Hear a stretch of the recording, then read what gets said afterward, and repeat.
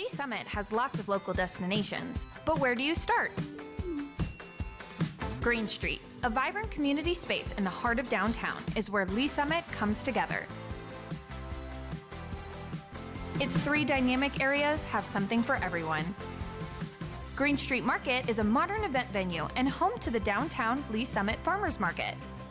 Green Street Lawn is a covered performance space hosting live music, family activities, and more. Green Street Grove is a mixture of gathering spaces, an immersive playground, and bold architectural features. And all 3 areas host community events year-round. So the next time you set out to enjoy the city you love, remember, meet at Green Street.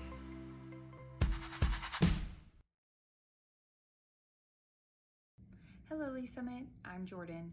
Here's your flash briefing for the week of June 8th. City Council will meet for a regular session Tuesday night at 6 in Council Chambers and City Hall. Meetings are open to the public or watch live on the city's YouTube channel. If you can't watch, catch the recorded meeting on demand on the YouTube channel or by subscribing to the Council Debrief newsletter, which breaks down 3 to 4 key agenda items. Subscribe at cityofls.net. Join us for the first Football Friday celebration this Friday, June 12th from 6 to 10 p.m. at Green Street. This 5-week event series is designed to celebrate the global excitement of the upcoming World Soccer celebration in Kansas City, while bringing that energy directly into the heart of Lee Summit. For more information, visit lsgoal26.org/football-Fridays. Green Street has a full week of events ahead. Whether you're looking for fitness or fun, we have Pilates, Silent Book Club, Downtown Farmers Market, and more. Find all upcoming events at greenstreetls.com/events. Thanks for listening and have a great week. The City of Lee Summit has hundreds of traffic lights across its more than 1,000 lane miles, all managed by the city's Public Works traffic technicians. The work happens inside those metal boxes on the side of each intersection. Inside, technicians program a device called the controller. The controller communicates directly with each signal head via underground wires, telling each light when to turn on and off based on a programmed cycle. City traffic engineers designed this cycle to allow traffic to flow as efficiently as possible for that particular intersection. In order to best match current traffic patterns, they install something called a detection system. Detection systems have taken many forms over the years, from sensors in the pavement to radar boxes. But in Lee Summit, they primarily consist of cameras, which workers mount above the traffic signals. These cameras don't record video or your speed. Instead, they monitor the spaces at the front of the intersection and identify when a vehicle is present in a specific spot. Once a vehicle is identified, the detection system sends a message to the controller, which then adapts its standard cycle to best serve the cars that are present. The pedestrian button works in a similar way. When the button is pressed, the controller receives a signal, requesting that it allow that section of the pedestrian walkway to go, which it then inserts into the signal pattern. Technicians also install something called a conflict monitor. The conflict monitor is a device in which they program all the potential patterns of lights that would lead to a collision. If the other systems mistakenly trigger those patterns, the conflict monitor sends the intersection into flash, causing all lights to flash red and directing drivers to treat it like an all-way stop. City traffic technicians implement and maintain these systems so effectively, we rarely consider them. But every time we safely pass through a signal-controlled intersection, it's all thanks to their work. So the next time you're waiting at a red light, remember the delicate coordination of super smart systems that move you through that space safely and efficiently every day. Want to know what's coming to Lee Summit? The Development Minute is here to help. Costco is being built at the southeast corner of 50 and 291. Costco is a membership-based warehouse retailer offering bulk goods, groceries, services, and discounted products. Costco marks Phase 1 of the East Village development and is projected to open in late August. 7 Brew drive-thru coffee is coming to the corner of 291 and Southeast 5th Street. 7 Brew is a drive-thru beverage destination serving coffee, teas, energy drinks, and smoothies. 7 Brew is in final development plan and building permit review. Ovation, a mixed-use development, is in the early stages of construction at 150 and 291. Ovation is a master-planned community featuring housing, commercial development, and neighborhood amenities. Phase 1 of Ovation is targeted for completion this fall. 5-4 Draft House is under construction in the new Oldham Village development. The next generation of 54th Street, 5-4 offers updated spaces, drafts, and dining. 5-4 is slated to open this fall. Keeping 500 miles of public sewer lines flowing keeps utility costs low and our environment healthy. The Lee Summit Water Utilities Operations Team does this every day. Sewer lines can be blocked with everything from roots to flushable wipes to food grease. When a potential blockage is identified, teams use detailed mapping to locate access points. My camera's at 18038. A camera truck parks at one end of the sewer line and a jet truck at the other. The camera truck carries a rover-type camera, which the team lowers into the manhole. The operator then drives the camera into the pipe, where it views and records from its adjustable lens. Here, it can identify the cause and precise location of the blockage. The jet truck will then use high-pressure water to remove the blockage. Starting at the opposite end of the line, the operator inserts the jet head into the manhole. Pressurized water shoots out of the head, clearing out debris and propelling it forward. The camera observes this process, and the two operators communicate via walkie-talkie to coordinate movement. Hold it right there. Go ahead and fire it up, half pressure. I'm in front of you. Once the jet head has passed the blockage, the operator reels it back in. The camera can then inspect the pipe to see if the blockage is cleared. Yeah, go ahead and pull out. We're done. With the job complete, the camera is removed, cleaned, and returned to the truck, and the crew moves on to the next job. In addition to addressing identified problems, the team will systematically check every line in the city in a 5-year period, keeping costs low and our community healthy, today and for years to come.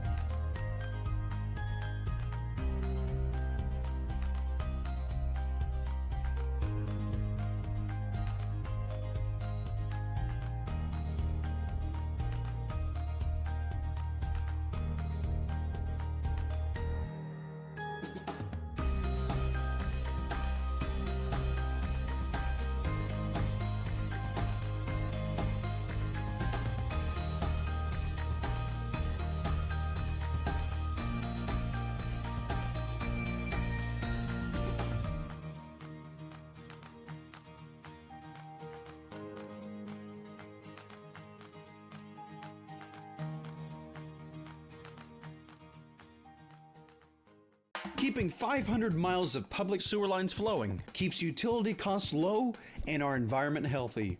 The Lee Summit Water Utilities Operations Team does this every day.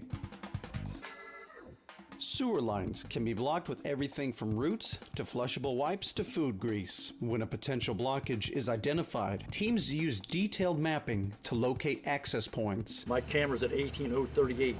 A camera truck parks at one end of the sewer line and a jet truck at the other. The camera truck carries a rover-type camera, which the team lowers into the manhole. The operator then drives the camera into the pipe, where it views and records from its adjustable lens. Here, it can identify the cause and precise location of the blockage. The jet truck will then use high-pressure water to remove the blockage. Starting at the opposite end of the line, the operator inserts the jet head into the manhole. Pressurized water shoots out of the head, clearing out debris and propelling it forward. The camera observes this process, and the two operators communicate via walkie-talkie to coordinate movement. Hold it right there. Go ahead and fire it up, half pressure. I'm in front of you. Once the jet head has passed the blockage, the operator reels it back in. The camera can then inspect the pipe to see if the blockage is cleared. Yeah, go ahead and pull out, we're done. With the job complete, the camera is removed, cleaned, and returned to the truck, and the crew moves on to the next job. In addition to addressing identified problems, the team will systematically check every line in the city in a 5-year period, keeping costs low and our community healthy, today and for years to come.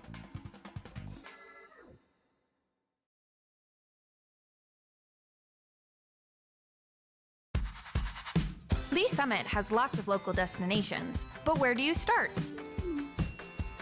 Green Street, a vibrant community space in the heart of downtown, is where Lee Summit comes together. Its 3 dynamic areas have something for everyone. Green Street Market is a modern event venue and home to the downtown Lee Summit Farmers Market. Green Street Lawn is a covered performance space hosting live music, family activities, and more. Green Street Grove is a mixture of gathering spaces, an immersive playground, and bold architectural features. And all 3 areas host community events year-round. So the next time you set out to enjoy the city you love, remember, meet at Green Street.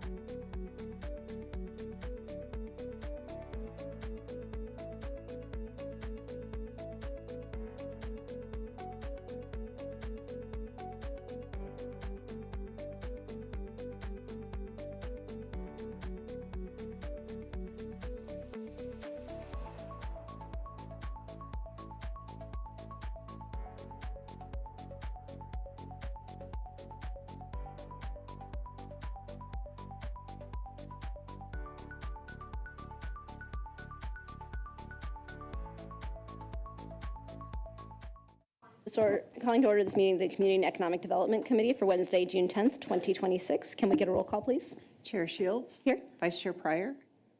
Here. Councilmember Cravens. Here. Councilmember Frazier. Present. Planning Commissioner Tracton. Present. All right, all present and accounted for. Can we get a motion to approve the agenda? Chair, Yes. I would like to motion to approve the agenda, please. A second. There we go. We have a motion and a second to approve the agenda. Can we get a vote, please? Vice Chair Pryor. Aye. Councilmember Cravens. Aye. Councilmember Frazier. Aye. Chair Shields. Aye. All right, next on our agenda is public comment. Do we have any members of the public wishing to comment today?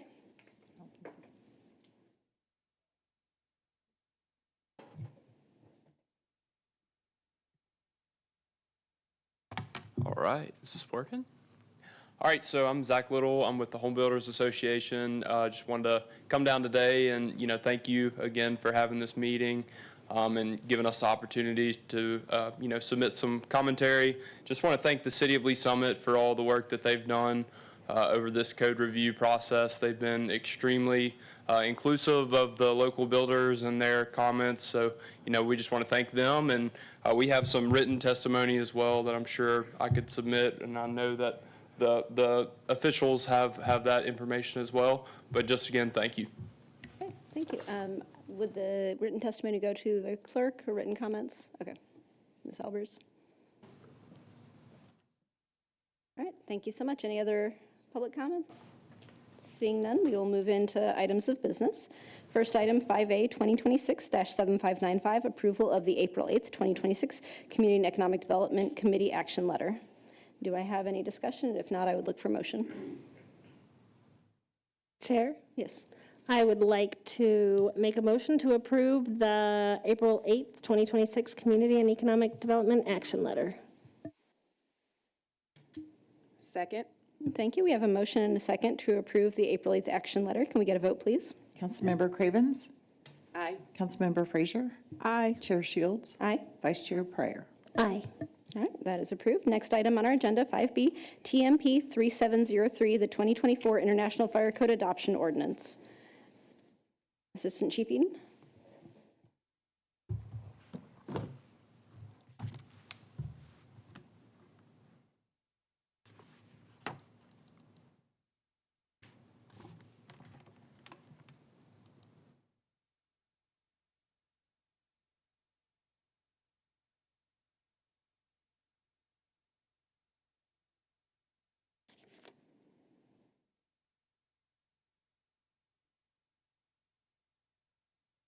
Good afternoon. Jim Eden, Assistant Chief, Lee Summit Fire Department, also known as the Fire Marshal for the city. Today I'd like to present to you the 2024 International Fire Code. What I'd like to do is just give you a bit of a purpose of the code, a little bit of the history of the code for the city of Lee Summit, the process, the highlights, and the amendments that we've made to the code that we're looking to adopt. I won't go over all 659 pages of it. If you would like to look at it, it's certainly available for you to take a peek at. I am also excited to say that this is my 6th and final code adoption for the city, so kind of excited to go through this again. But when we talk about codes, everybody wants to know why we have fire codes, building codes, electrical codes, and things of that nature. What the codes do is they establish the minimum requirements consistent with nationally good practices. They're called model codes. These model codes are written in imperative language of you shall, and basically sets up a reasonable level of fire protection for all kinds of hazards that are out there. We can build perfectly good buildings. We can make them, fire safe, public safe. We have an issue when we put people in them. And so what the fire code does a lot of is looks at the processes and things that can occur in a building so we can protect the public and the firefighters from those particular hazards. The model codes are actually adopted by several agencies prior to the International Code Council, which is who writes our model codes. Before the International Code Council, we had a code group called BOCA. We had the Southern Building Code, and prior to the city adopting the International Code Council group of codes, we had the Uniform Code Council. And they provided the model codes for us. but they've evolved over the years. Everybody's tried to get together, tried to make sure that our model codes are fairly consistent so that when you go from city to state or other local jurisdictions, that they are somewhat consistent across the board. And we're looking at a number of things, and we'll go into that as we progress. But what the codes apply to are all new and existing building structures and premises. So anything that is built. We also look at certain processes, and those are all looked at through the fire code as well as the building code and the international residential code. But it also provides for safety of firefighters and emergency responders during emergency operations. We like to know what we're going into. Some of the building materials out there are not necessarily as safe as they could be under fire conditions. So we want to make sure that different types of building materials not only provide strong structures, but also protect firefighters should we have an event inside of it. So why do we adopt the 2024 IFC, and I'll call it the IFC, not the International Fire Code, just to keep it short. But it addresses new technology, building materials, and processes.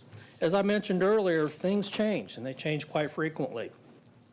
With building materials and processes, probably some of the most current processes that we're running into and changes in technology are lithium-ion batteries.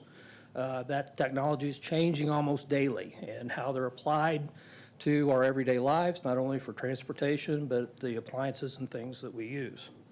And unfortunately, the fire code has changed a lot because of catastrophic events. Most recent change to the fire code of significant change was the Station nightclub fire in Warwick, Rhode Island in 2003, where we lost 100 people and over 200 people were injured due to the use of fireworks inside of an assembly occupancy. That made dramatic changes to how we address those types of occupancies.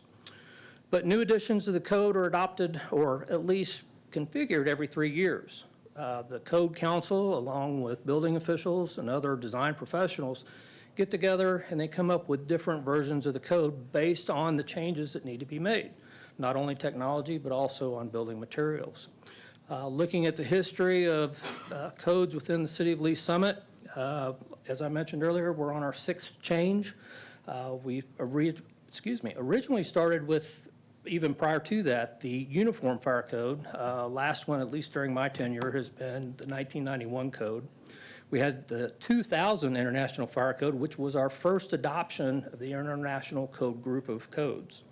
Then we went to the 2003, 2006, and then we jumped to the 2012 and 2018. You've noticed there was a change from the 3-year cycle to the 6-year cycle. What occurred there is in 2008, obviously we had the downturn in the economy. What we knew at that point is that adopting new codes was very expensive. From not only having to purchase books, but also the impact that it had on our design professional group of them having to purchase books as well. If we have a significant change in a code during that 3-year cycle, there are provisions within the building code and the fire code that we can look forward at new codes that may have been developed and apply those codes. And there's a process for that. But we have regionally gone to the 6-year adoption process. And the reason for that is for a couple reasons. One, compliance with International Insurance Service Organization, and also for accreditation. They ask that we be within at least 2 code cycles for accreditation, and also how it impacts our ISO rating. So that's the reason why we've gone to the 6-year cycle for economic reasons, but also we have to stay within that 6-year cycle for accreditation and ISO. Also, when we adopt the codes, we don't want to be in an off cycle as far as the city goes of adopting the building code, fire code, plumbing code, you name it, because all these codes complement each other. If you look at Chapter 9 and Chapter 10 of the fire code, it's the exact same thing as Chapter 9 and Chapter 10 of the building code, as it deals with fire protection and egress. So that's the reason why we adopt them all as a group. And as far as the adoption process goes within our city, we reviewed the changes with our focus group. Focus group has been our design professionals. I know Mr. Deister reached out to the Home Builders Association as it relates to the International Residential Code. I'm happy to say that actually that focus group over the last few years has kind of dwindled a little bit. And I think part of that is our design professionals are involved in our processes and they understand what we're doing and they trust what we're doing. And we want to continue that trust. So they're always invited to come in. Anytime that there's a question that comes up on how we apply or interpret the code, we're certainly available to answer those questions. And obviously, we've coordinated with development services. As I mentioned earlier, several chapters of the fire code are mirrored to the building code, so we make sure that any changes made to the fire code are also changed in the building code. And then discussions with other municipalities. We are fortunate in the Kansas City area that we have the Mid-America Regional Council. And a part of the Mid-America Regional Council, is the Heart of America Metro Fire Chiefs Council Fire Marshal section. And we do talk to one another. It's kind of a nice thing. We get together once a month, but we also have subcommittees and we look at the fire code, especially whenever we have a new cycle come through. What we want to try to do is look at changes that we make locally and how does that impact the region. And we try to get as consistent from city to city or county to county as much as we can. Obviously, that will probably never happen, but there's a good intent there to try to get it done. We're at least close, and we at least understand where we are as far as the changes that we do make locally. So those changes were incorporated into the current edition that we're looking at adopting today. Probably the biggest discussion that we had over our 9 months was on lithium-ion batteries, and we'll get into that a little bit later. Other adopting agencies, or recommending groups for the adoption of the code was the Public Safety Advisory Board. We met with them in February, and they made a recommendation that the code move forward. And then the Fire Department and Development Services met with the Board of Appeals February 19th, and again received a recommendation to move forward to council for approval. Key changes to the code. Keep in mind the code, there's always those base things. And when we talk about changes to the code, again, we look at how the code was changed to address technology, changes in building materials and processes. Probably some of the most influential or controversial talked about things within the code are energy storage systems. We've already had those come to the city looking to put energy storage systems or batteries, these big connexes with batteries in them, to augment the grid system.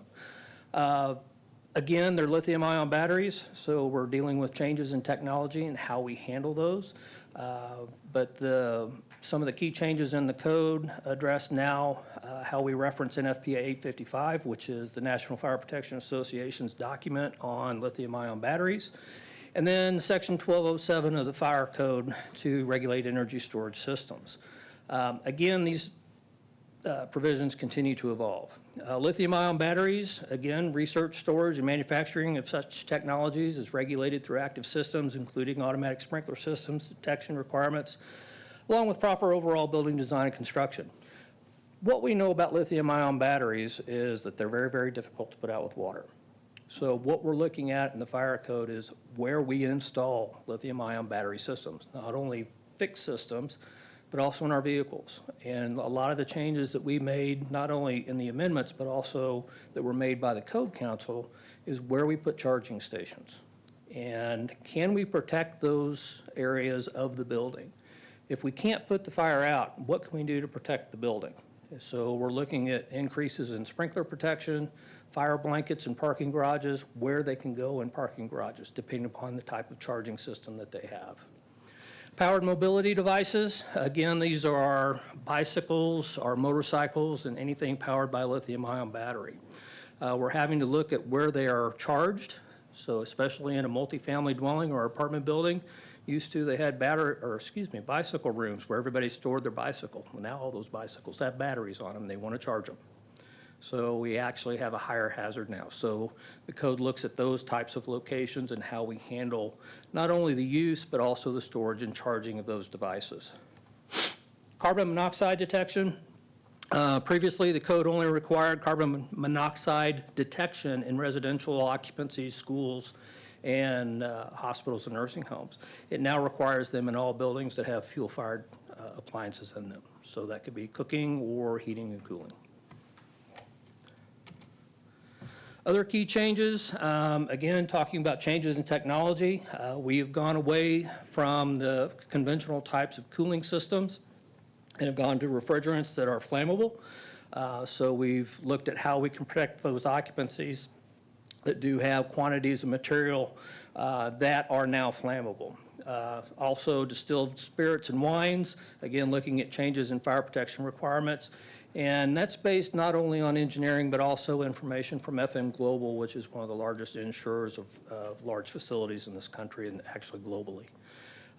One thing that we've had to look at as far as changes in Lee Summit, we keep talking about apartments and how does that change how we protect the public.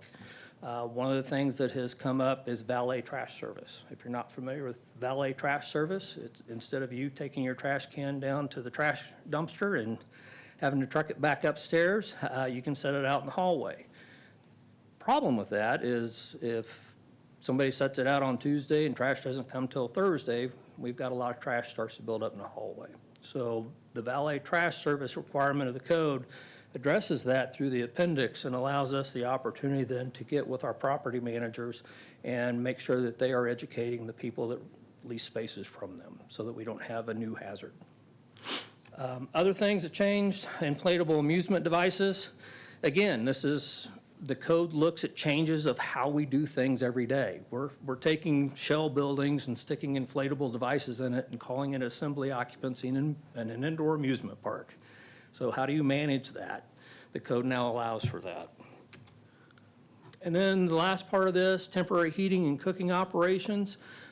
This gets into portable heating devices, but mainly it gets into food trucks.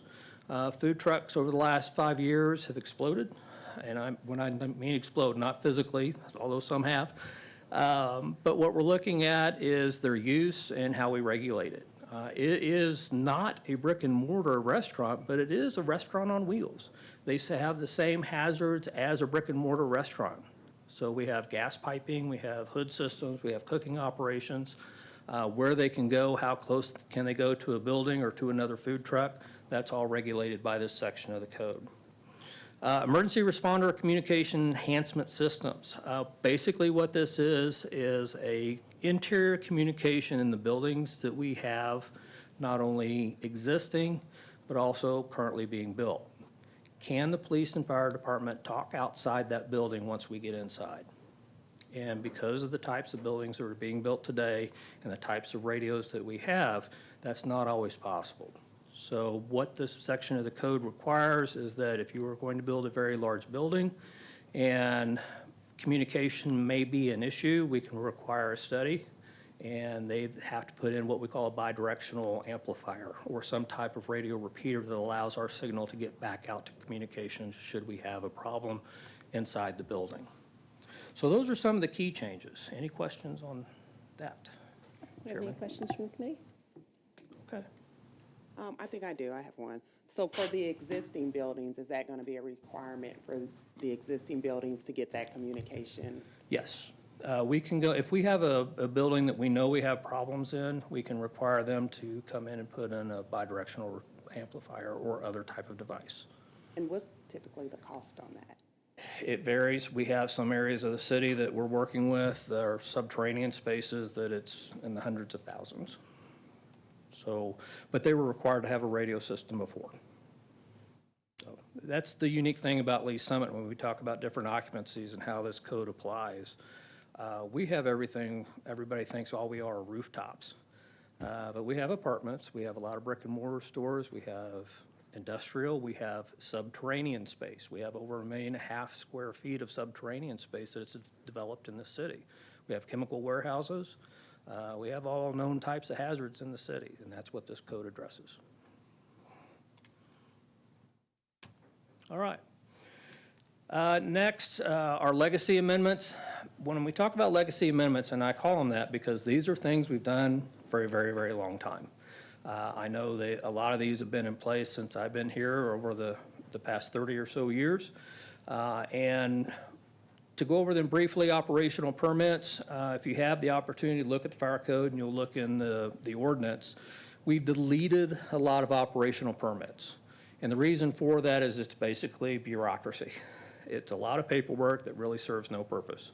As long as they meet the requirements of the code, and if there are permit amounts, say for flammable liquids or things like that, those requirements still apply. We're just removing the permit portion of it. So they still have to go through a code review process. They still get inspected. So that it just eliminates a lot of the paperwork and burden to not only the applicant but also to the city staff. Our fireworks ordinance has been in place now for 20 years this year. That has not changed other than a few minor changes that we've made as far as the number of tents that you can have and the days that you can discharge, which are the 3rd, 4th, and 5th for this year. Open burning, you can have open burning in the city of Lee Summit with a permit for recreational fires in residential areas with a permit. And then you can have vegetation or a brush pile fire if you live in a agriculturally zoned area and can meet the requirements of the Missouri Department of Natural Resources. Distance to hydrants, under the model codes, it is 400 feet to a hydrant, and that is measured from the hydrant to the most exterior portion of the building. That is reduced by amendment for as long as I've been here to 300 feet. Reason for that is we've got a lot of areas that are somewhat difficult to get to. A lot of it has to do with crew size on our pumpers. If we can get a hydrant nearby that we can get a hand line to without having to take additional personnel, that's a good thing. Also, sprinkler building requirements, size and height. Where the requirements of the code require anything 3 stories and above, we've reduced that down to 2 stories and above. And again, that is a legacy amendment. Same thing with 3-person pumper crews. And then just for safety reasons of the general public, we feel that anything more than 2 stories in height for a commercial structure other than residential, they're best suited and best protected if they are sprinklered. And again, that's been a requirement of our city for at least the last 30 or so years. Distance to FDCs. FDC is a fire department connection. That's where the fire truck hooks to the sprinkler system on the building and supports the sprinkler system. And that's required to be within 100 feet of a fire hydrant. There wasn't anything really in the code that said distance. That 100-foot figure has been there for many, many years. And then an adoption of the appendices. There's a section in the back of the code that unless you adopt it specifically as ordinance, it is a reference. So we've adopted the sections of the code of the appendices that deal with the amount of water required for fire protection, access to not only commercial but residential subdivisions, and then number of hydrants required. And also we've added the section now on valet trash service. And then legacy amendments to the existing buildings chapter of the fire code. The city does not adopt the existing building code, but there are provisions within the fire code and the building code for existing buildings. And basically what it allows us to do is myself and the Director of Development Services, when somebody wants to come in and do something to an existing building that isn't a change of use, it allows us to apply certain requirements of the code to make sure that they are meeting a base level of protection. And then new amendments. There really weren't a lot of new amendments to the 2024 code. Probably one of the things that most people notice is the use of pellet grills on apartment balconies. We have had a couple of incidents in the city of Lee Summit where either we've had a fire or we've had a problem with nuisance smoke on an apartment building of somebody having a smoker on their balcony. You cannot have a propane grill with greater than 2.5-pound tank or a charcoal grill on a deck in an apartment building. So we kind of looked at this the same way. In discussing this with some of our Kansas neighbors, some were for, some were against. We opted to go against just for the reason of it not being a nuisance, and then also the fire hazard that goes along with it, which is rare, but it certainly is possible. Other things that we amended is the permit of burning of vegetation on lots greater than 5 acres in residentially zoned areas when the primary use is agricultural. We have had some areas of the city where someone met all the requirements to have a brush pile fire, but because of the way the area was zoned by our current ordinance, we could not allow them to burn. This gives us a little bit of leeway so that, hey, if it looks like a farm, then we're going to treat it like a farm and let you burn it with a permit. Obviously, we've talked about adopting the valet trash service requirement in the appendix, and then we've also added language to the code that requires an asphalt or concrete surface and all the hydrants to be in place prior to going vertical with combustible construction on large projects. A good example of this are the apartment buildings that are going in. We basically have a lumber yard that's going vertical, and it may or may not have protection. So what we wanted to do is ensure and put it into language. It is current practice right now that you cannot go vertical unless you have roads up next to the building, which is basically the base level of their parking lot, and then also the hydrants in place. Because nationally, we're seeing a lot of fires in these structures prior to them being protected. So that's the reason why we've added that language to it.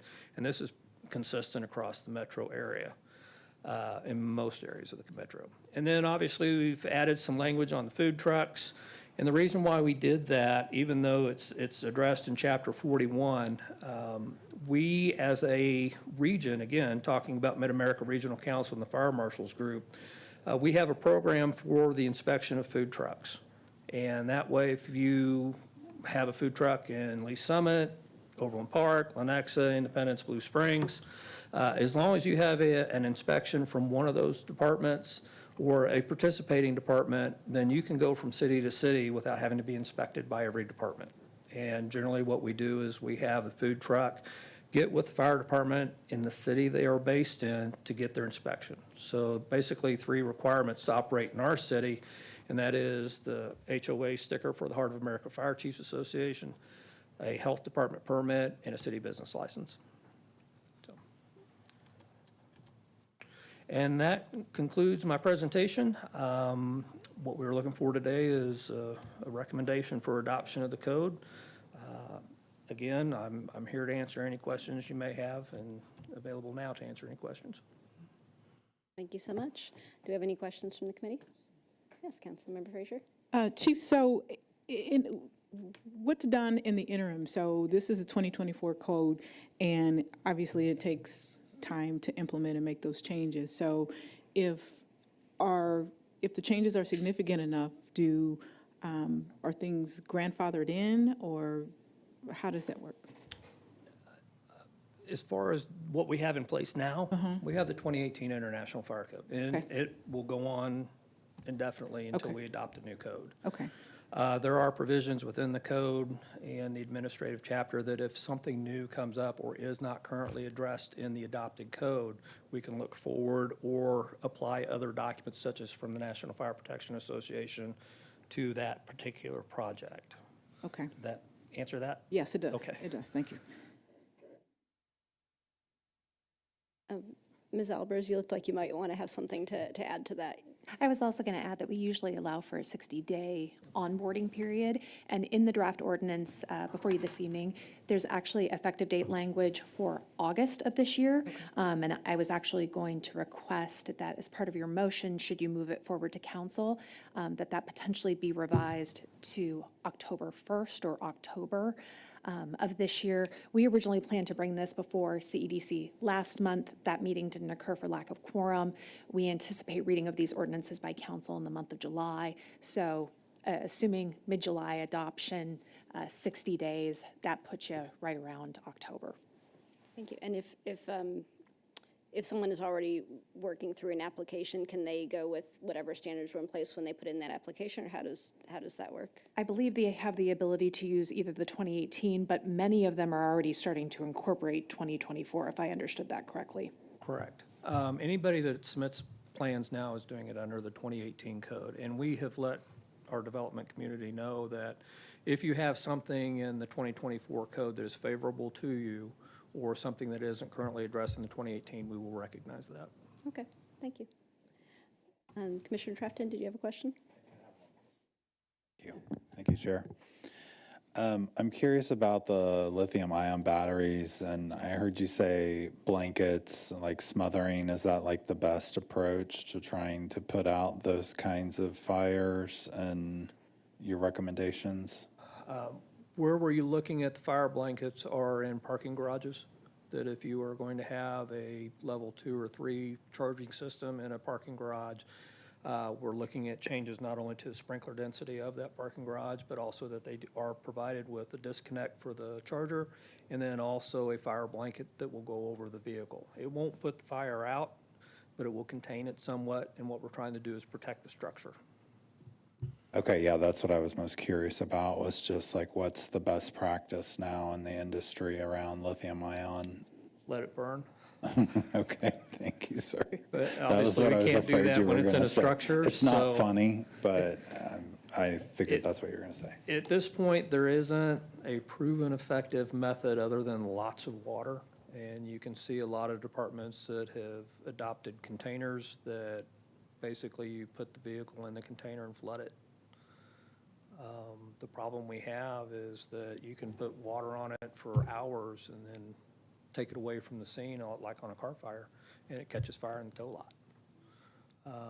You have to go through and overhaul them, take it apart, and isolate the batteries that way. It's very, very time-consuming and somewhat dangerous. So it's an evolving technology, and one of the things that we discussed with even adopting this code is we're already working on the 27 codes. And the technology that is coming out daily changes a lot of what we do even with the 24. And the reason why we did the changes in the 24 that we did was that even the 24 didn't address things that are already out there. So what we tried to do is look at departments that have best practices that see this frequently, like New York, and other departments that have a strong experience with lithium-ion battery fires, and tried to incorporate that into this document. And we did that regionally. So that's what we did through the Heart of America Fire Marshals Association. Thank you for that, I appreciate it. You're welcome. Thank you. Can we have someone from IT help? I think Councilmember Pryor's monitor is having some issues. I don't know if any of the guys back there can hear us. Oh, there goes mine too. Anyway, do we have any other questions for the chief? All right, thank you so much. Thank you. Any further discussion by the committee? Councilmember Pryor, you don't have anything to say about fire prevention? No. Okay. I don't. Are you talking about the food trucks? No, I just figured that. food trucks I want to bring up separate, but no. Okay. Seeing no further questions or discussion, then I would look for a motion. Chair? I have to remember which one. Okay. I would like to, a motion for approval to, recommendation for approval to pass to council TMP 3703. Do you want to add the effective date of October 1st? Do we need to add the effective date of October 1st?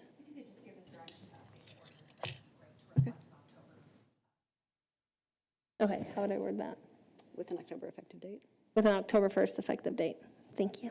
Do I have a second? Second. Okay.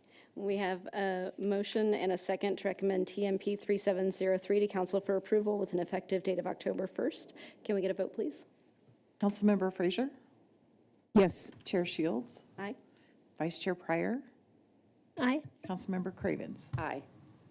All right, and that item moves on to full council.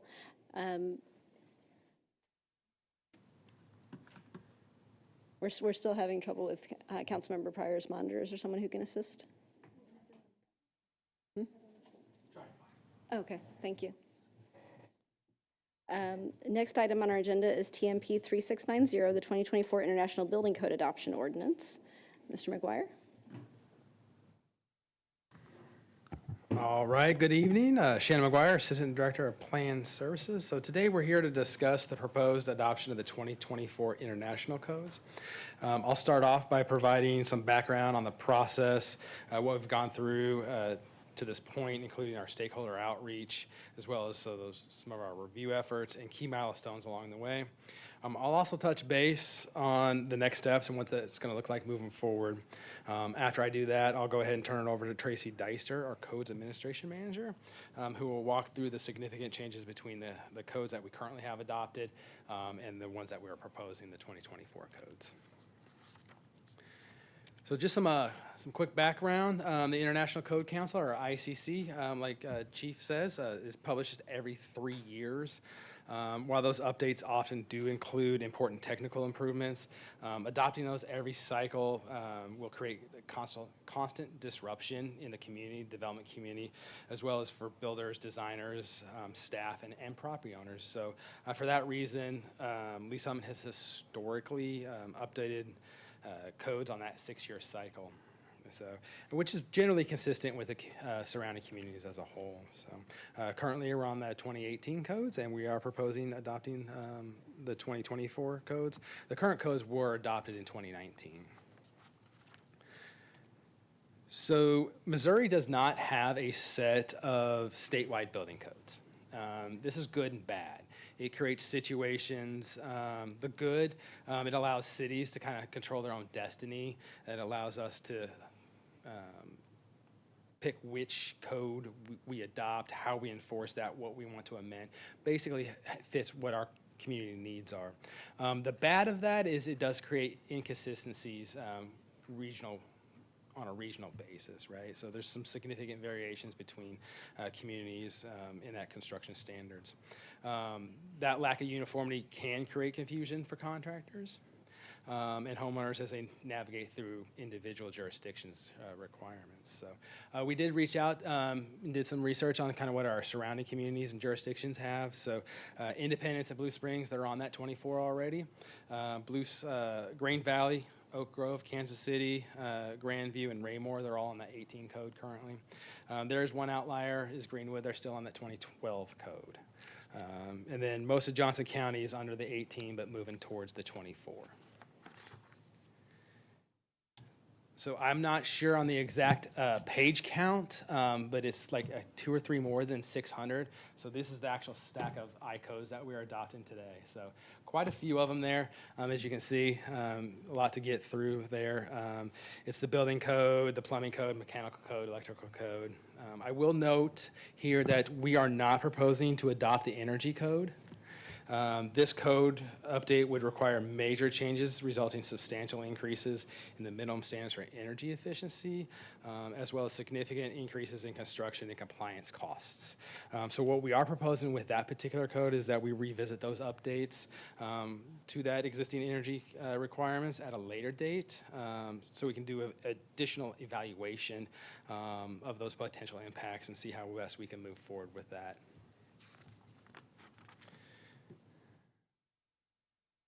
So just kind of go through a quick review of the process that we've gone through with these codes. We first start with internal staff review. We started that in mid-2024. So it does take a little while to work our way through these codes. They're very technical and very intricate, so we want to make sure we're reviewing them thoroughly and understand them completely. So the next step, we go ahead and move forward with stakeholder outreach. We have engagement with KCHBA, local engineers, architects, design professionals, as well as the school district. Next step is a committee review. We did take this to the Board of Appeals to their January and February meeting. Their February 26th meeting, they did recommend approval as it was presented here. And then we're here before you today seeking your guidance as well. So the next step would be, should you recommend moving forward, the proposed code would be presented to the full council sometime in July. Should that code be adopted in July, there would be a minimum 60-day grace period, but as Ms. Albers said, we're kind of looking to maybe push that a little bit more to get outside of peak construction time and just give the opportunity to allow them to, our community partners to adjust to those changes as well. So, all right, So community outreach, we held over 15 meetings with our different partners, LSR 7, KCHBA, engineers, architects, local design professionals, as I explained. So, as you heard earlier, we did receive a letter of support. That letter of support was included in your packet, so you guys do have that already. So with that, I'll go ahead and hand it over to Tracy Deister, our Codes Administration Manager, and he'll walk you through those key changes between the current code and the proposed 2024 edition. Thank you. Tracy Deister, Codes Administration Manager. Thanks for having me. I'm not going to talk near as long as Chief did. He likes to talk longer than I do.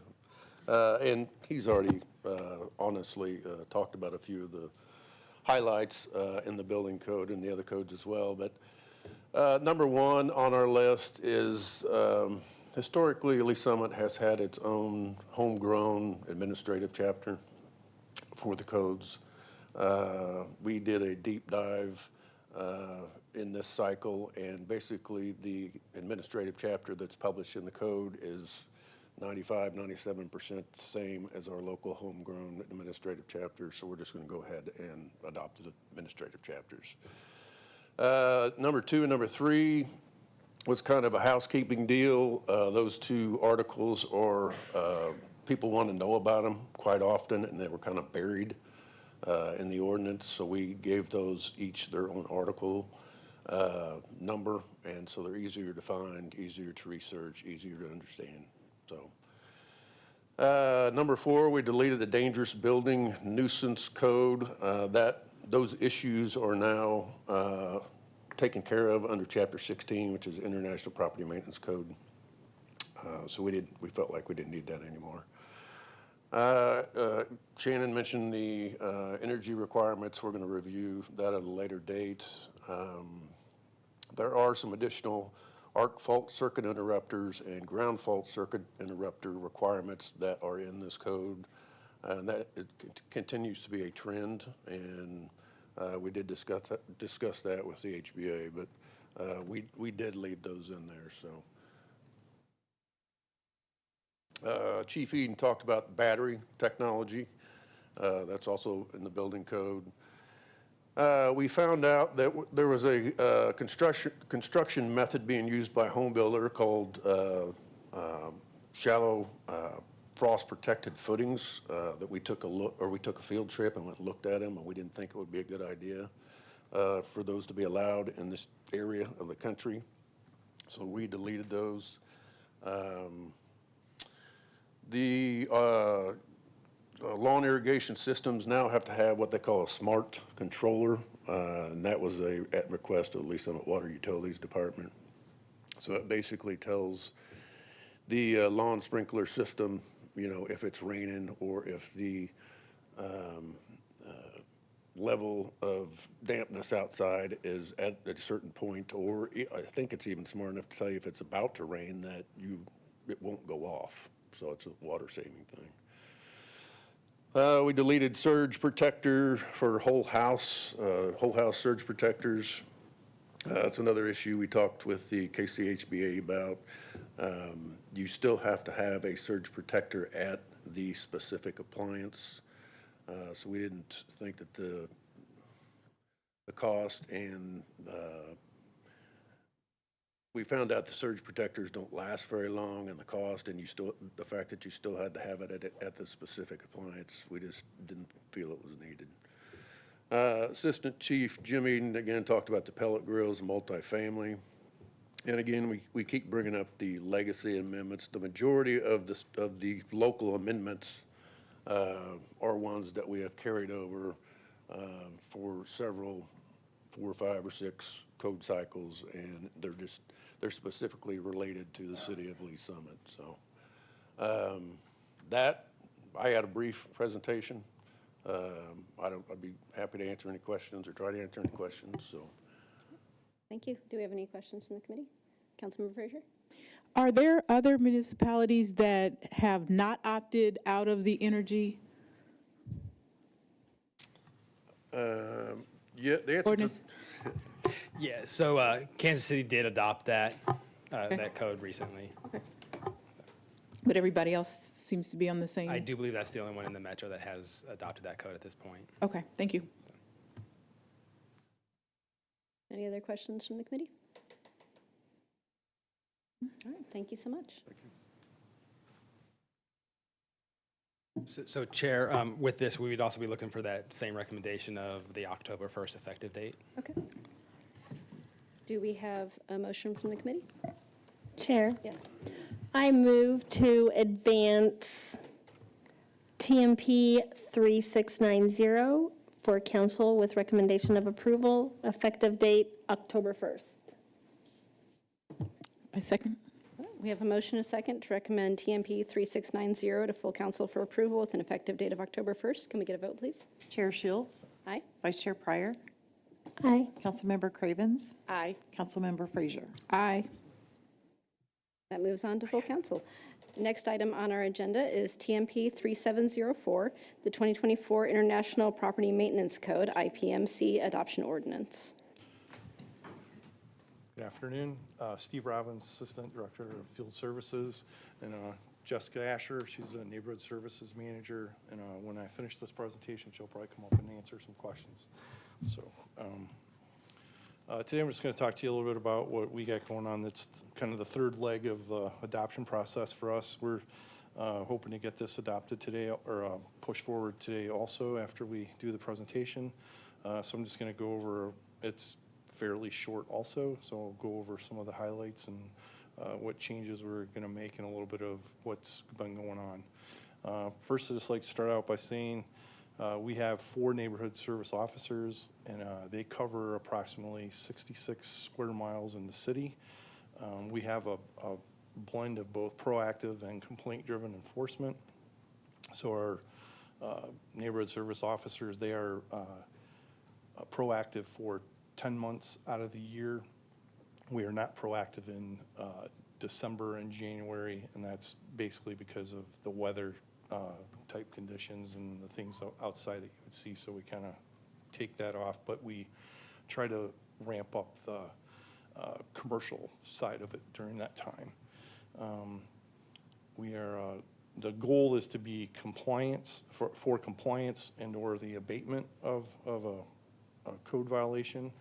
Punishment is not the goal. Our staff will work with the property owners to achieve voluntary compliance without, just trying to get them to comply themselves.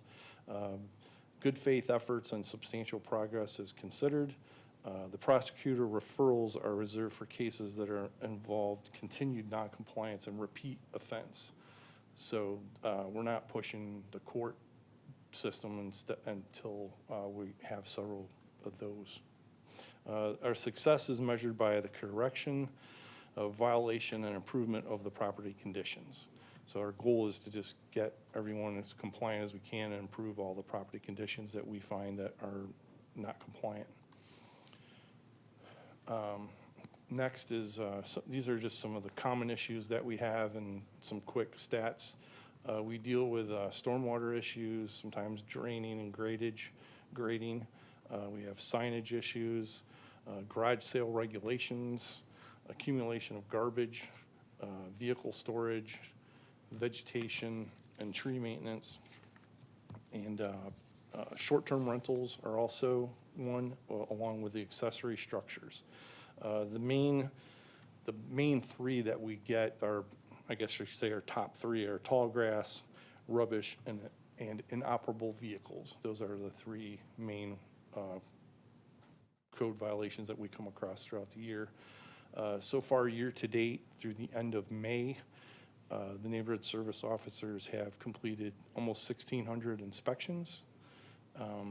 The complaints that were submitted are 680, and they're submitted in different ways. Some of them are online, some people call in with a complaint, give an address, some even in our own department or public works people that work for the city may see a complaint and then issue a complaint to us.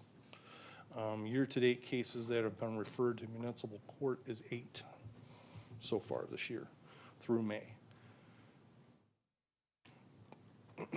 What is the International Property Maintenance Code?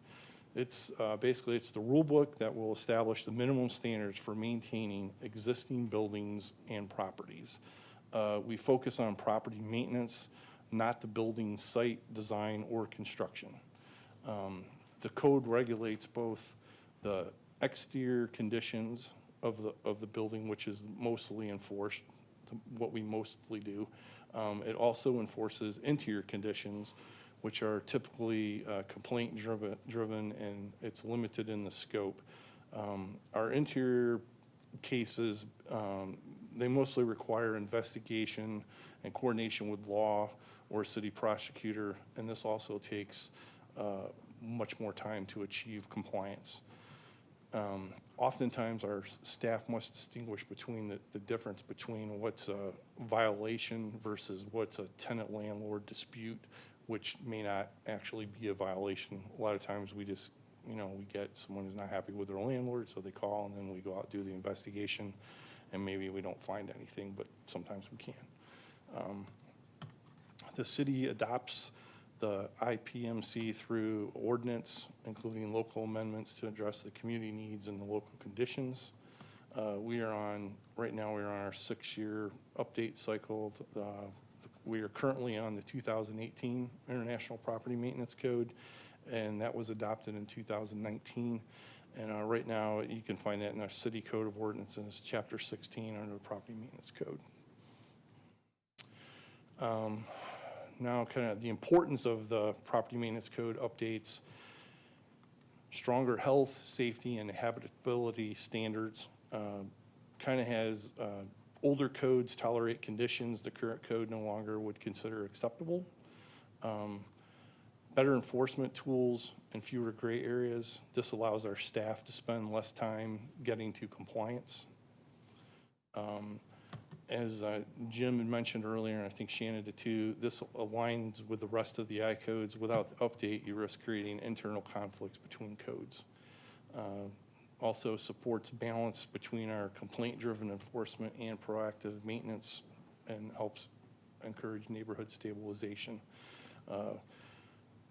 Enforcing these codes helps improve the community quality and our property value.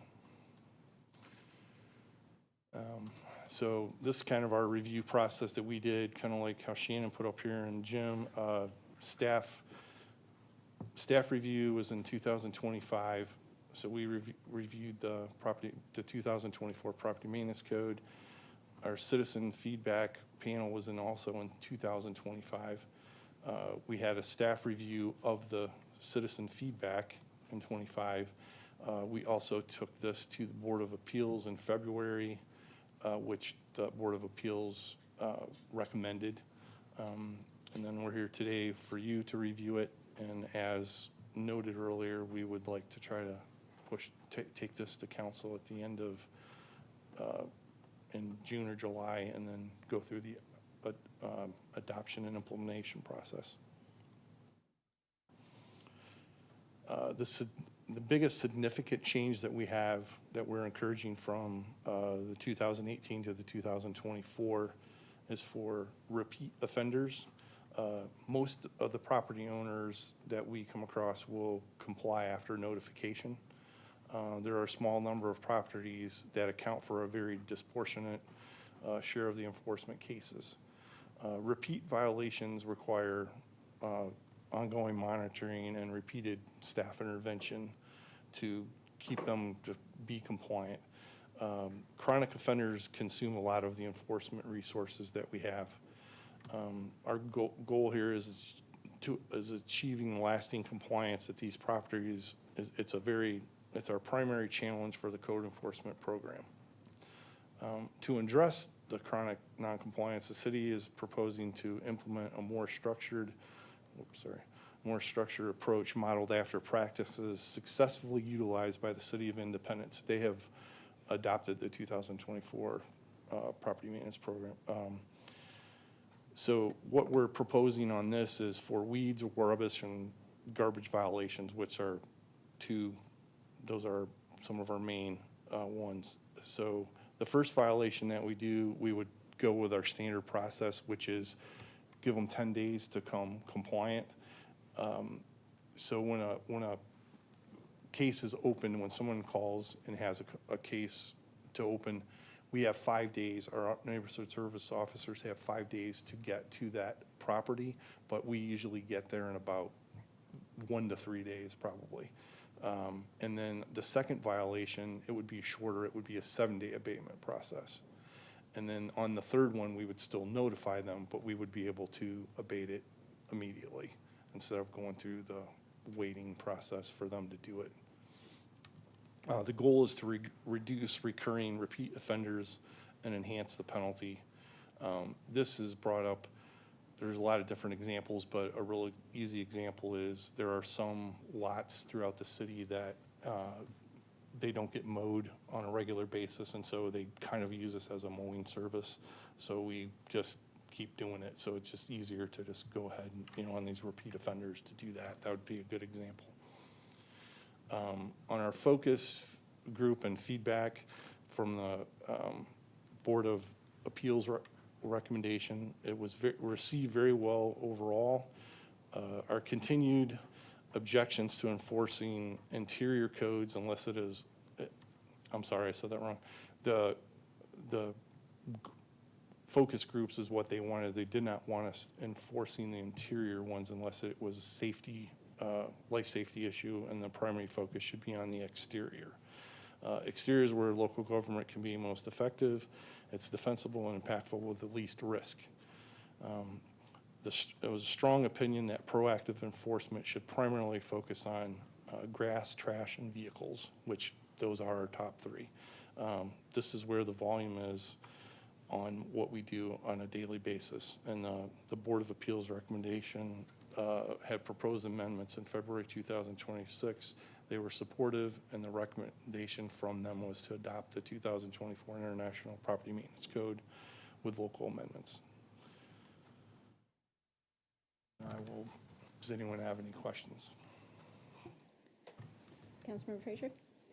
Is there a dashboard that provides a status for the cases that are open, let's say where you are, if you're within the 5 days, within that 7 days and so forth, so that, you know, So residents? that they can see that? Yes.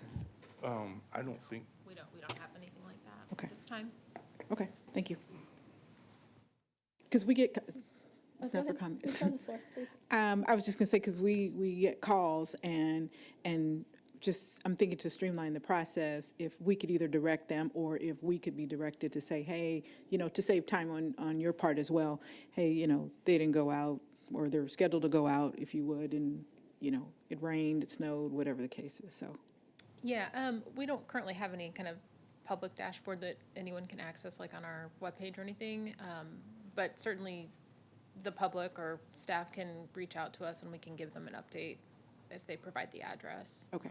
of the status of the case. So at this point, the primary way to open a case is to call as opposed to going online to open up one, is that correct? I would say the majority of our complaints actually probably come through LS Connect. Okay. But you can certainly call or do a walk-in complaint Okay. as well. It's good to know, thank you. Yep. Anything else? Commissioner Trafton? Thank you, Chair. Yeah, Mr. Robbins, thank you for that lovely presentation. I was curious when you know, weeds, rubbish, garbage, we know that it can be very unsightly. And so, and I know it can be an issue. I'm just curious on the abatement, when the city takes action to abate, are they just actually trying to remove that? Or like, what are they doing to abate? So I'm going to take, Is that in I'm gonna the- take that one. So the goal is thanks. to bring the property into compliance and remove the unsightly violation. I mean, we give them what we would consider ample opportunity to remove it with that 10 days. But if they don't have the means or the willingness to do it, it's something where we would have our contractor give us a price and then approve that and have them go out and remove it, and then we place a tax bill and a lien against that property. Thank you. That's exactly what I was curious about, like how that.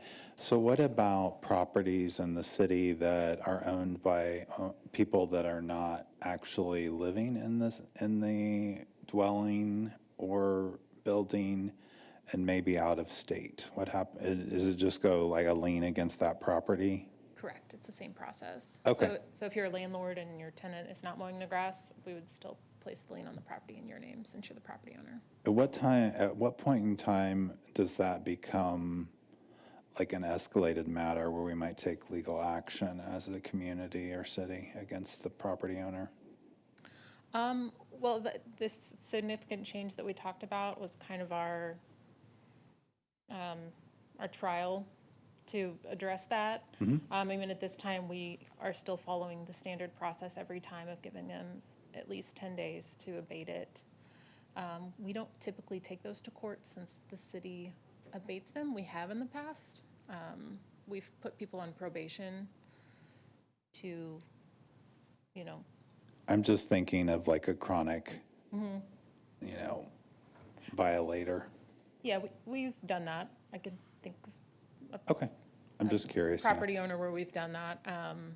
But we placed them on probation.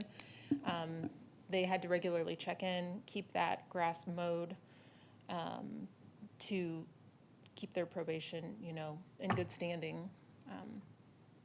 But again, we try not to use the court process for that. I know this is probably out of the purview of this conversation. I'm just curious, does the city know, like, those chronic violators that aren't living in the dwelling, like, how many of those do we have in this community? Do we have a sense of that? We don't have any kind of database that has that. You don't have a dashboard for information. that? Oh, okay, thank you. All right, I appreciate that education. I think that's great information to know. Thank you, Chair. Chair, if I could add just a few things on that real quick. Please, Mr. Lim. Ultimately, when a neighborhood service case does go to the court, it is up to the prosecutor and the court system to determine what that punishment is. There are restrictions as to what is allowed to be assessed, if you will, through the court process. There's maximums that the state allows for those different types of violations. So there's a very rigid court process that has to be followed for those different items. That is really, that's the prosecutor and the judges. Thank you. Any other questions from the committee? I guess I just had one. When you were talking about the interior code violations that your focus group said to not focus on as much, what's an example of a non-life safety interior code violation or a life safety interior code violation? Yeah, well, when we were reviewing the code with that citizen group, we were mainly, if you look in the IPMC book, there's things about interior walls, like chipped and peeling paint within a unit, things like that. More maybe an aesthetic thing where they didn't feel like that was necessary, that the city should be able to go in and tell them if they needed to paint their interior walls and things like that.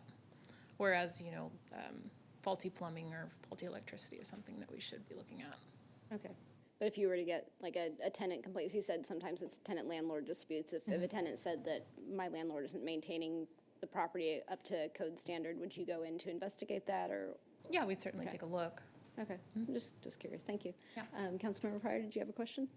I do, thank you. For one, I love the app, and so you can follow the progress on the app, and the app's my favorite thing. But black mold, I know it's not a code violation. Is there any way that we can ever make it a code violation? That's the complaint I get the most, from a lot of the apartment complexes and things like that. And I feel like a lot of times I just say, well, you need to call Jackson County. I don't know if that's. And they'll just affirm to us. Unfortunately, the state of Missouri and the federal government don't have any set standard limits of what an acceptable mold level is and what may be considered healthy. They say that every environment has mold. It just depends on how people react to it. So we don't really have a code in place to enforce that. Okay, so the best recommendation when they call, because there's quite a few, Sage Crossing, I get calls from that complex a lot, that there's black mold in there. So what's the best recommendation that we can give them when they're experiencing black mold? We'll certainly go and take a look and see if there's something that's contributing to that, like if the water is leaking under the sink or something is going on in the shower where the water's, getting in the drywall or something like that. But they can buy just a mold test kit at one of the hardware stores, and it could be a civil issue between the two. So a lot of the things that cause the mold could be a code violation, though? Possibly. Okay, that's good to know. Thank you so much. Yeah. All right, any other questions from the committee? If not, I would look for a motion. Thank you. Chair, I move to recommend TMP 3704 to council for approval with an effective date of October 1st. Is October 1st for this one or no? Okay, scratch the October 1st. Okay. We have a motion. second. Did I have a second? Second. Motion a second to recommend TMP 3704 to council for approval. Can we get a vote, please? Vice Chair Pryor, Aye. Councilmember Cravens, Aye. Councilmember Frazier, Aye. Chair Shields. Aye. All right, that moves on to full council. Next item on our agenda, 5E, 2026-7698, discussion regarding special events and their impact on liquor license compliance. Major Nicole Walters, Police Department. I'm just getting this presentation up here because I do not want to present on the maintenance code at all. I know you guys have received some phone calls from businesses, so this topic came up, and I'm just going to give you a little bit of information to kind of guide you as far as what direction you want to go from here. So let's start. Breakdown of the issue. Currently, we have local businesses that are in jeopardy of revocation or non-renewal of certain license types as their gross sales for their total alcohol sales does not meet the percentages required by city ordinance. Certain liquor licenses require a minimum percentage of food or non-food sales relative to alcohol sales based on their receipts. So during special events, alcohol sales spike. You guys all know that. And oftentimes our food prices remain flat. It's much easier to scale alcohol sales rather than food sales. And as a result, a restaurant or an amusement place that's ordinary compliant can fail the ratio test. These are just the license types, a C3, a G3, and a T license. All of these license types must have less than 50% of their gross sales from alcohol. Any questions so far? All right. I did look at a couple comparator cities, or at least I had someone assist me with that. Most communities require 40 to 50% of their gross sales to come from food or non-alcohol sales. So, and just looking at some of that, you have 40 to 45%, 50% for some other of our metro agencies or area cities. So the issues are, some of the businesses are exceeding the 50%. On average, we have businesses exceeding the ratio and coming in at 53% alcohol sales. The highest we had was 56%. So they are failing to meet that by an average of 3%. Some of these businesses already have provisional licenses. That means we've granted them a license knowing that it's been difficult for them and hoping that they can get into compliance in the coming year. Factors driving compliance issues are obviously special events and activities that support alcohol sales spikes, and then just continued growth of our entertainment district. You look at what we have coming up with World Cup and the Friday nights. That's certainly going to impact their sales. So what we can do, some of the businesses, we don't have to do anything. We can just let them change their license type, which would make them a bar, but that would impact whether or not minors can come in. Several of these businesses are businesses that do serve food. They are geared towards family, come in, have dinner, sports teams, things like that. So changing that license type could prohibit that and would reduce those family dining options. You'd have loss of customers during peak youth sports leagues or professional sports team seasons, loss of customers during large community events, and then just overall possibility of revenue decline and long-term business stability in some of our entertainment districts. So possible solution types, like I mentioned before, is just allowing the business to just have to change their business license type, amending Section 417D regarding minors, and allowing them to be in places that have a higher ratio. I don't know if we want to do that necessarily, or just adjust the ordinance definitions of food/non-food sales requirements, or raise alcohol sales ratio cap. So I would just look for some discussion from you guys, take some questions from you guys on what you would feel like would be the appropriate thing to do. The only thing I would caution on is just raising the sales ratio too high. Obviously would make it more bar-like than restaurant-like, so. Thank you. I have a couple of questions before we kind of go around. One is, I think something that had been discussed at one point was the possibility of blackout days, to say that we just won't count sales during things like pub crawls and things like that. Is that among this kind of menu of options? Or would that Yes, be I something to think that is something that some other cities have done in the past. I think that becomes very difficult. How do you determine what is an event that you would calculate or remove from that sales? And do we just do it for the downtown entertainment district, or do we do it at other locations? So I think that one is certainly an option. I think it's just a more difficult option, whereas just adjusting the ratio to 55% or 60% would be much easier. You would just have to change the ratio in addition to the definition of what that ratio needs to be for a restaurant. Okay. And is there any possibility of having like an additional license type that would be like after a certain hour, like 8 p.m. or 9 p.m., an establishment becomes 21 plus? Because I know like with a lot of our downtown businesses, like I think like Stewie's, like we'll take our, like the local moms will take our kids there for dinner at 6, but it turns into more of a bar later in the evening. Right, I think that's certainly one. I would definitely refer a little bit more to legal on some of it, but some of our, I did look at our section 422 on restrictions and just 16 and older. So I think we would just have to look at what's restricted and how we would do that within ordinance. So. Okay. Can you pull up the kind of menu of options that you had at the end there? Oh, sure. Thank you. And then I would look to the committee for discussion or questions. Yeah, Councilmember Pryor. Thank you. So if we went to something like 40%, I'm trying to decide how to work. So are there any restaurants in our city that are over like 45% or 40%? I won't name names, but yes. So okay. On average, we've had several come in at 53% alcohol sales rather than less than 50. The highest was 56%. So if we went to something like 40% food and 60% alcohol, that would pretty much cover every? Yes, it could, or we could do 55.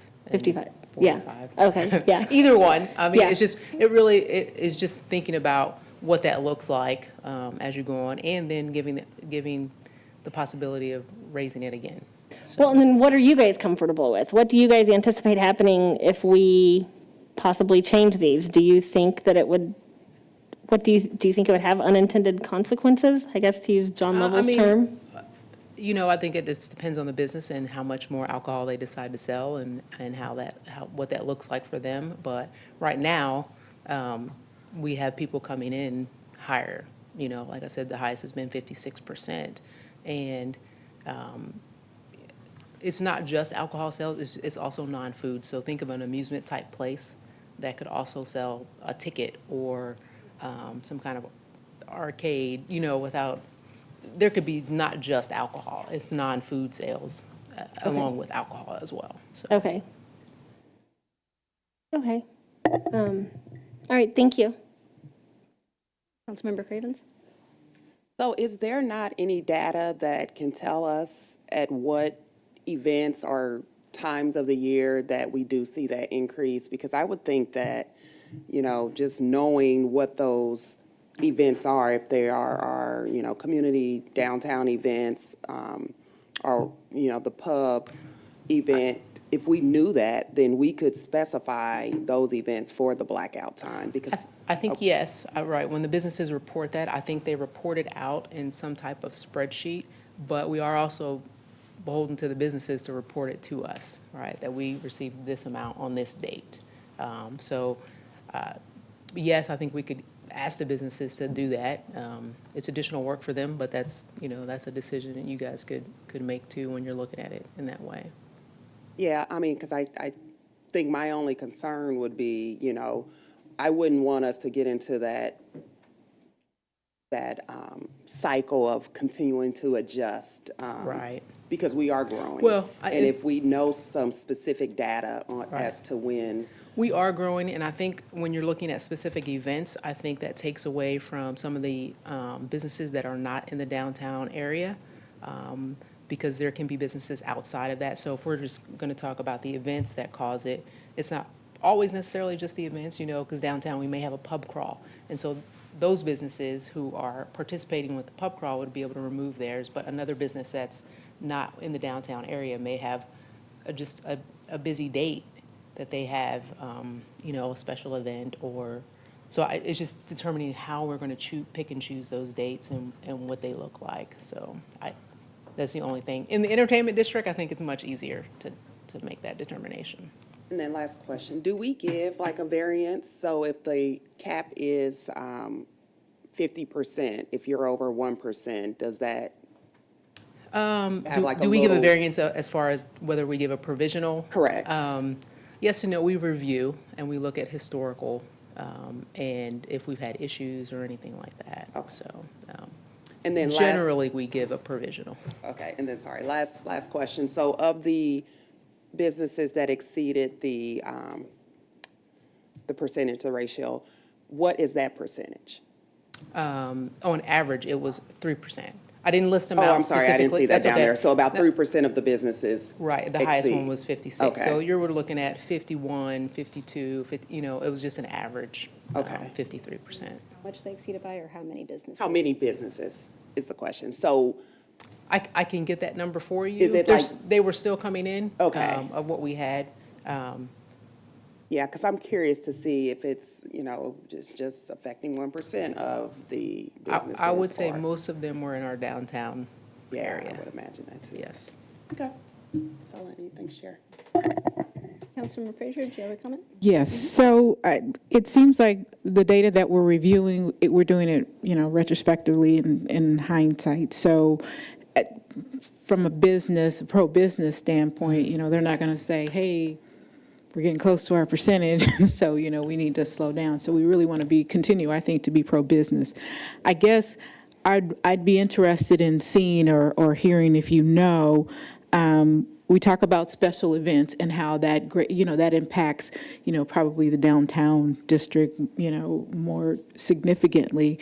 But what about, as we mentioned earlier, times, like seasons, summer, that sort of thing. And if something could be applied, you know, to the city in its entirety for, I don't know, June and July or whatever the case is. That way. Quarterly or something like Yes. that. I mean, I think you could. I really just think it depends on how we would want to write the ordinance. You could say during this quarter, these alcohol sales don't count. It really just depends on how you would want to write that ordinance, and then maybe us compiling some data that looks at the dates and the sales amounts. That way it's on more spreadsheets. equitable for, you know, the businesses in the downtown, I'm going to say corridor, as well as the arterial businesses as well. I mean, I think like you mentioned, you know, FIFA or World Cup.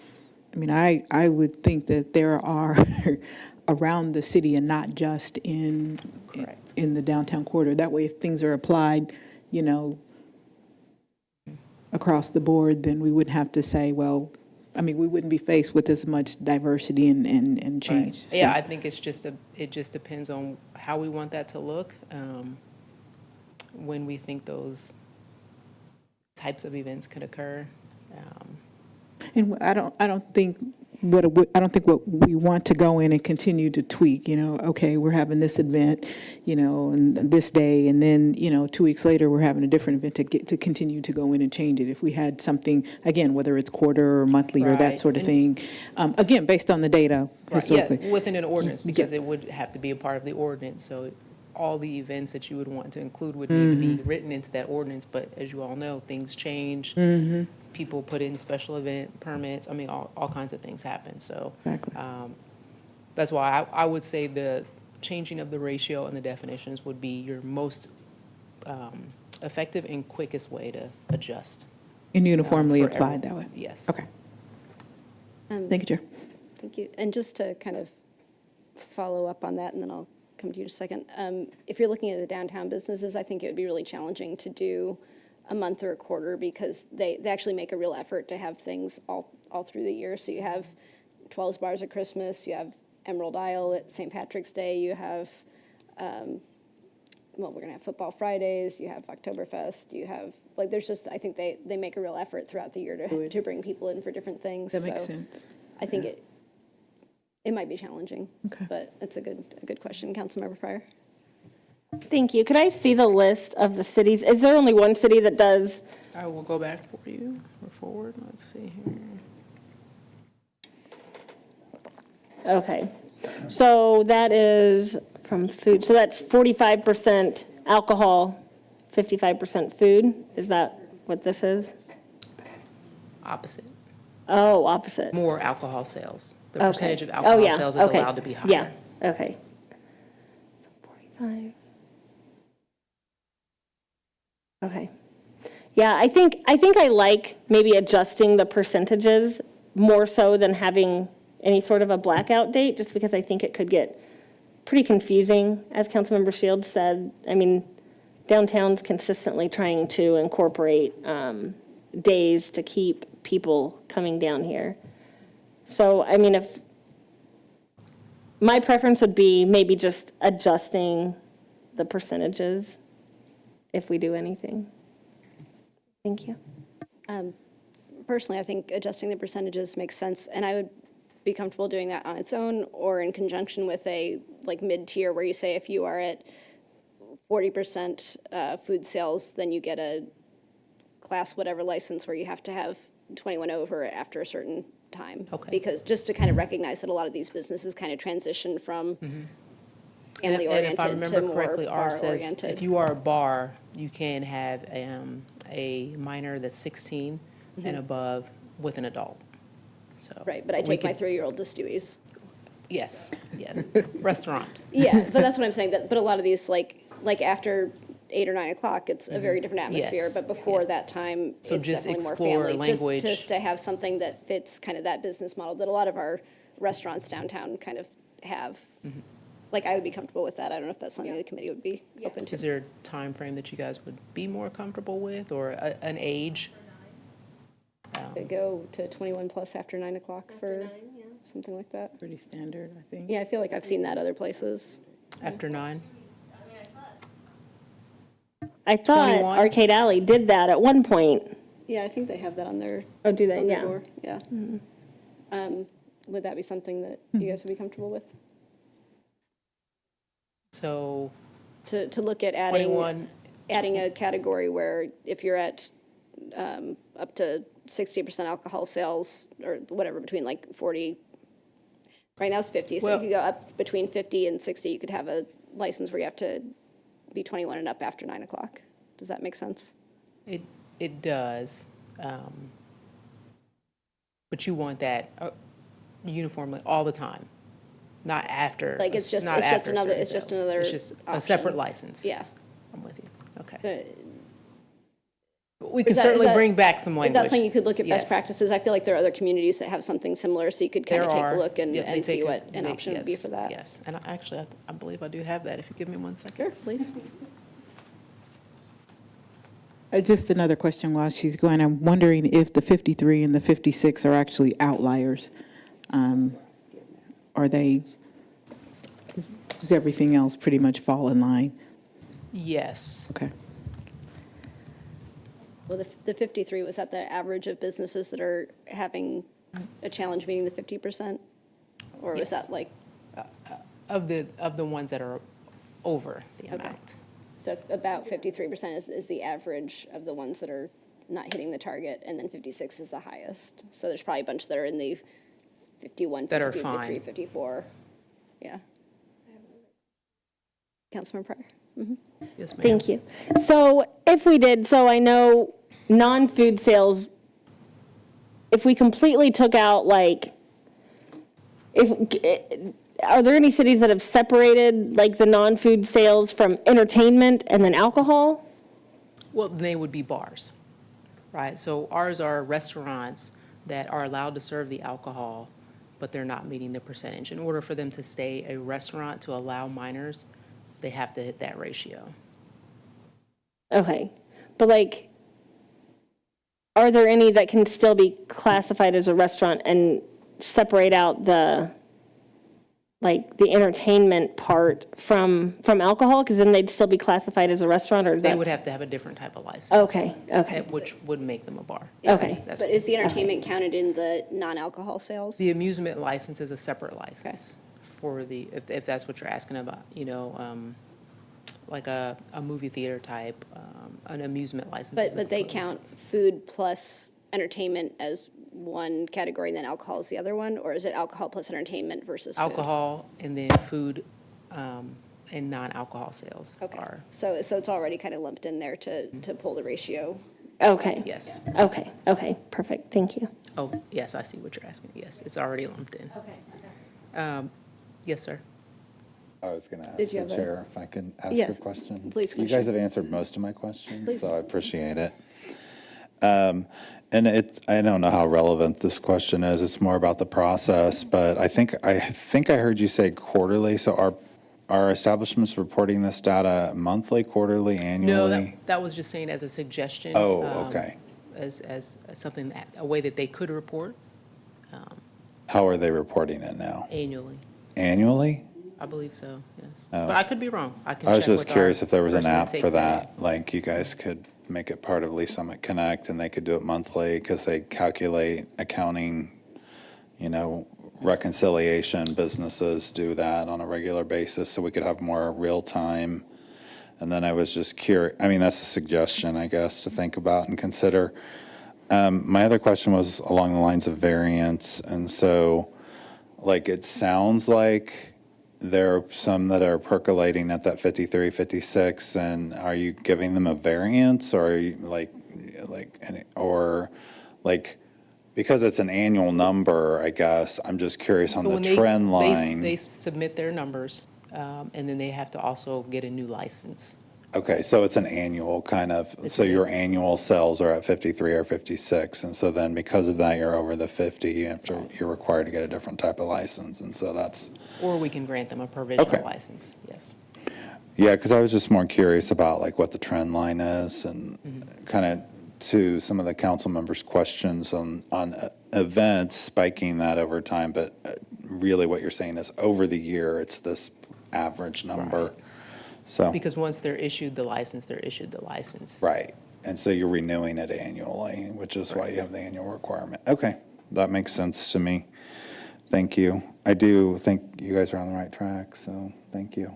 Thank you. All right, just a couple of notations on minors. Independents, minors have to have a guardian present in any business that sells alcohol by the drink license, so. Blue Springs, minors must have a guardian present on any business with a sales by drink license. Grandview, minors under 21 cannot enter without lawful business. So if they're with a parent or guardian and they are having dinner, they can be in there. Springfield, minors can be allowed on places in the primary business of selling alcohol if accompanied by a guardian or in a restaurant with more than 40% of its sales from food. North Kansas City, minors are not allowed into sales by drink businesses except for certain employment and being between 16 and 21 with a guardian present, which is similar to ours for bars. And minors can enter an establishment where substantial quantities of food are served. So, and then Kansas City is a little different. Theirs is just based on their license type. Okay. Do we have any other questions at this point? Discussion? Yeah, please. Real quick, so how does ours read currently? Please. Try to be prepared today. All right, ours reads, it shall be unlawful for any licensee holding a sale by drink license or a COL license or for any employee, agent, or servant of such licensee to either directly or indirectly suffer or allow a person under the age of 21 years to enter the premises or to linger or loiter in or about such premises, provided, however, that a person 16 through 20 years of age may be on such premises if accompanied by a parent or legal guardian. This subsection shall not apply to premises where substantial quantities of food are served on premises licensed as amusement places under Section 4-151 of this code, or on premises with a COL licenses during such time that there are no alcoholic beverages on the premise or being consumed, which that part doesn't apply, so. Do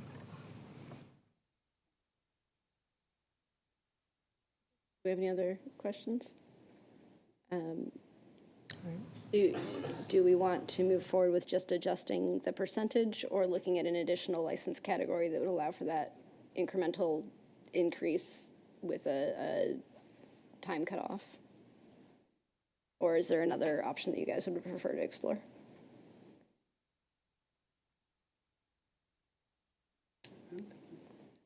I'm thinking, yeah, I was going to say, without the additional time. Just adjust the percentage up to 55% or something like that? 55 or 60? 57? You said. So I can bring back language and work with Mr. Rucker and bring back language that adjusts the ratio plus the age, the time for the age. We can do both. We can give options. Okay. If that's, that way you guys can have something to really read and digest. Let's do that. And then we can talk it through at our next meeting and everybody have time to think about it over the intervening weeks. Okay. Yeah, if you said the outliers are 53 and 56. The highest was 53. The highest was 56%. So you were suggesting 60 being the, between 55 to 60? That is just one. I will say that I do know that was one of the several businesses. So I don't know, do the businesses want to meet you in the middle, or do we want to stretch it so that we don't have the issue if the entertainment business is going to be growing? If we know we have several projects within the city going, so I think it's just considering all of those things. Are you hearing anything from the businesses that? Any feedback? Okay. I haven't. I know that other council members have, which is part of why it's on our agenda. I would. Councilmember Pryor? Yeah. Thank you. I would personally like to see 55%. I don't want to do anything too drastic, and I almost feel like jumping to, if we jump to the 40% food sales, I feel like that's probably a pretty drastic jump. But I think I'd personally like to see the language at 45% and then the age.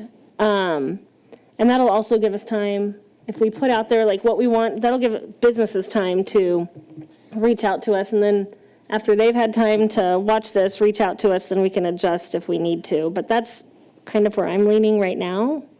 And when you're thinking of age, and I'm just going to throw this out there, again, I don't want to use any businesses in particular, but thinking of summertime and sporting events, what is that time for age, all right?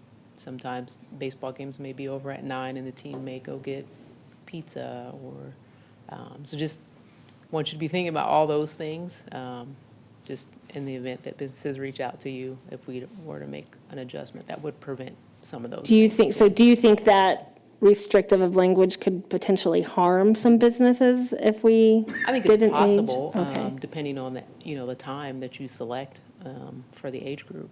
So do you think the least restrictive option, but also an option that the police department would be okay with, is just adjusting the percentage? Adjusting the percentage, we have heard from citizens too, like, oh, this kid's in the bar, but it's a restaurant, it just has that bar feeling at this time. So I think really it's dependent on what you guys feel would be most appropriate. Okay. And just to be clear, for the ones that stay under the 50% mark, I don't want to put a time frame on them. Like if you're under 50% alcohol sales, I'm not adding a new restriction to you. I'm just saying if we're opening up a little separate, that would be a completely separate. Yeah. If you want to do the age limit, like I don't want to put a new restriction on businesses that are operating just fine right now. But if we say, yeah, you want to increase your alcohol sales a little bit beyond what we allow right now, then we would add this additional restriction. Yeah, you can, but after 9 o'clock, you have to be a bar. At least that's what I was thinking of. Yeah. Okay. Yeah, I don't want to suddenly make a main slice or someone kick the kids out at 9. Right. Just trying to No. think of all the things. No, absolutely, so. I appreciate that. I think it would be helpful to know, like, how many businesses are we talking about here that are outliers? You know, for you guys, kind of to your point about staggering and all that kind of stuff, so. Yeah, how big of a problem are we solving? Yeah. Yeah. I can come back with that information or get that from our gentleman who does the liquor control. He's on vacation right now, but I can get that and send that to you as well. Sure, that would be helpful, thank you. Okay, do we have any other questions? Just Yeah, a question/comment. When is the submission date? I knew you were going to ask that question. I knew someone was gonna- I believe it's in May of when they have to start renewing their licenses, but I would really have to look it up, but I'm almost 99% sure they start doing that. Some of them do it earlier, but they start, May is when they have to renew their license, begin renewing. Okay. I'm Which is why I have some of these numbers. I just wanted to give some more thought to, for one, the submission date is annually, and then, you know, it is annually, it's once a year, and, you know, pulling data to me once a year, there's so many things that can vary or change throughout the year, but knowing that it's in May, that, I mean, you're going to give us, I mean, we have the most recent, I mean, it's June now, so we have the most recent We do have the information. recent. Okay. Yes, the most recent. But that is also why we are a little bit lenient on giving the provisional license, because it does go all year. And while the businesses can do their own checking, you know. I appreciate that, you know, you did mention that, you know, they try to stagger and have things throughout the year, but we just happen to know that this year we're going to have an event or series of events that, you know, for World Cup. Them one event away Mhm. from So, possibly. Okay, fair enough, thank you. Anything else? All right, I think you have enough feedback to come back with some more information next yes, time? I do. All right, thank you so much, Major. All right, that takes us to, I think, Roundtable, but I ripped my agenda up. Let me see. There we go. Okay, that takes us to Roundtable. Do we have any Roundtable from the committee? Sure. Yeah. Councilmember Pryor? Did you have something to? Well, so I guess not as much recently, but I had quite a few businesses at one point reaching out to me about food trucks. Do we have anything stating that food trucks can't go next to specific businesses, or is that something that we could even? I think we do, don't we? So I had one specific business reach out to me, and a food truck that was very similar to the food they sold set up right in front of their restaurant. So is there anything, is that not up to us, it's up to the property owner, or how does that even?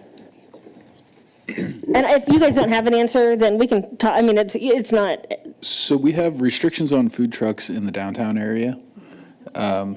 Yeah, and I will say the areas that I'll say are on 291 North, for example, with large parking lots. They're currently, I don't believe there are currently any restrictions on that other than the food truck regulations that Chief Eden was talking about, as well as that is kind of more of a no different than if that property owner was to put into businesses that are similar in nature. So that's that landlord property owner is kind of selling that space. Okay, and yeah, that specific one has a non-compete, I guess, I don't know. So that would be on the property owner, I guess. Okay, thank you. Any other Roundtable from? Also, I do want to add, if it's on please. private property, that food truck can be restricted. So like Summit Fair, stuff like that, that's private property. But by the landlord, correct? Yes. Yeah. Yeah, it's not necessarily the city's obligation, but if it is that private property, there can be restrictions on that use. Okay, thank you. Thank you. Mr. McGuire, did you have something? Yeah, so I'm not sure the timing on the particular complaints for that food truck, but we do also have setback requirements for food trucks during special events. So if there is a special event, say in downtown, and we do have a special event permit issued for that, there's a half-mile setback off of the downtown that is required for that as well. So, and within the downtown, there are distance requirements from the front door of existing restaurants and hard sites too. So we do have an ordinance that covers a lot of that. And I can get you a copy of that, or if you have any specific instances, we can more than happy to work with whoever. Yeah, if you could send out a copy, and this was not a downtown business, this was actually on 1091, so. Yeah. Yeah. Yeah, so if that's private property and the private property Yeah. owner allowed it, that's kind of a. So the half-mile thing does not apply to that? If there was a special event. Oh, permit, special event, okay. Potentially, but we can take a look at that. as Okay, well, so. okay, thank you. Thank you, Councilmember Pryor. So as you all know, we'll be having our council retreat this weekend, and that'll give us a chance to talk through some of the items that this committee will work on this year. I'm sure that we're going to talk about special event permits and special event safety, especially in light of this past weekend, but that was already something that was kind of on our agenda to do some reviews after our large-scale special events this year, so just to have that in mind.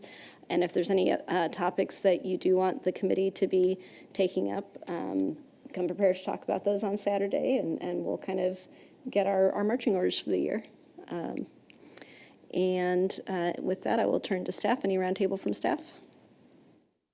All right, then we will adjourn this meeting at 5:43 p.m.